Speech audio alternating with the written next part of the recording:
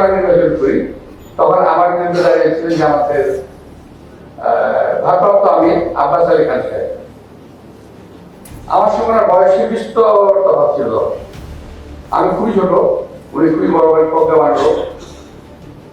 ওনার স্লোগানে বললেন, লিখলেন, আমি একটা বক্তব্যে আমি একটা এলাকাকে আমি জয় করেছিলাম, একবার জামাত ইসলামের ঘাটিতে আমি জয় করেছিলাম। এটা আমার TNT school, TNT college, TNT college, TNT কলেজের মুরব্বীদের সামনে আমি বক্তব্য রেখেছিলাম। সেটা হলেই যে ওনারা বলছেন, ভোট দিলে পাল্লায় খুশি হবে আল্লাহ। এই সময় শুনছেন না কখনো? ওই সময় দিচ্ছে ভোট দিলে পাল্লায় খুশি হবে আল্লাহ। তা আমি তো ধরে ফেললাম করে রাখে।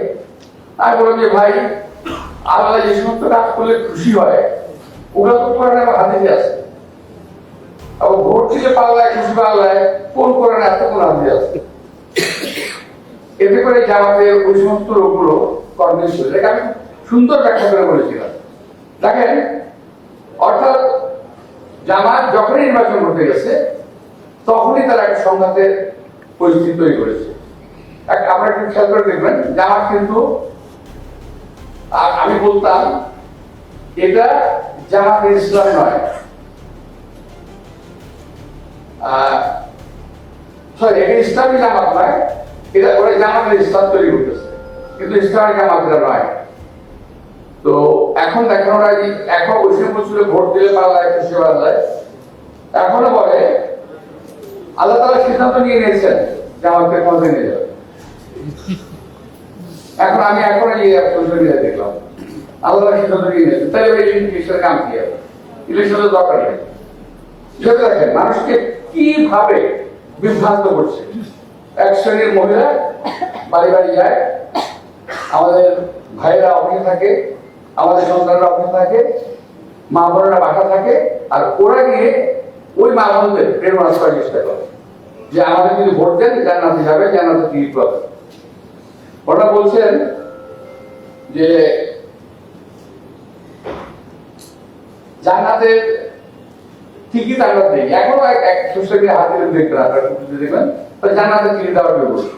তো জামাতকে ভোট দিলে আপনি নতুন করে মুসলমান হবেন, এটাও তারা বলে।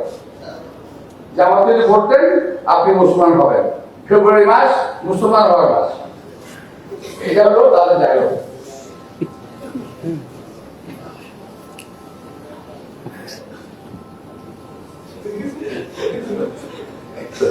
যাই হোক, আমি যে বলছিলাম যে হ্যাঁ, আর জামাতকে ভোট দিলে যেমন জান্নাতে যাবেন, না দিলে জাহান্নামে যাবেন। এখন বলে একটা মহিলা, ধরে নেন আপনারা লেখাপড়া জানেন, সর্বোচ্চ শিক্ষিত শ্রেণীর লোক, আপনাদের এই কথা বলে ওটা পড়তে পারবে না, কিন্তু ওখানে যদি যে আমার যে মা বোনরা বাসায় কাজ করে, স্বামীর জন্য পাক করে, বাচ্চার জন্য পাক করে, লেখাপড়া করে একটা শিখে নেয়, অফিস থেকে বলা হয় জামাতকে ভোট না দিলে কিন্তু জাহান্নামে যাবেন, ও মহিলার অবস্থা কি হয় তখন? এইভাবে ওরা এই দেশের মানুষকে বিভ্রান্ত করার চেষ্টা করতেছে। আরো কত কথা রে ভাই, অনেক কথা।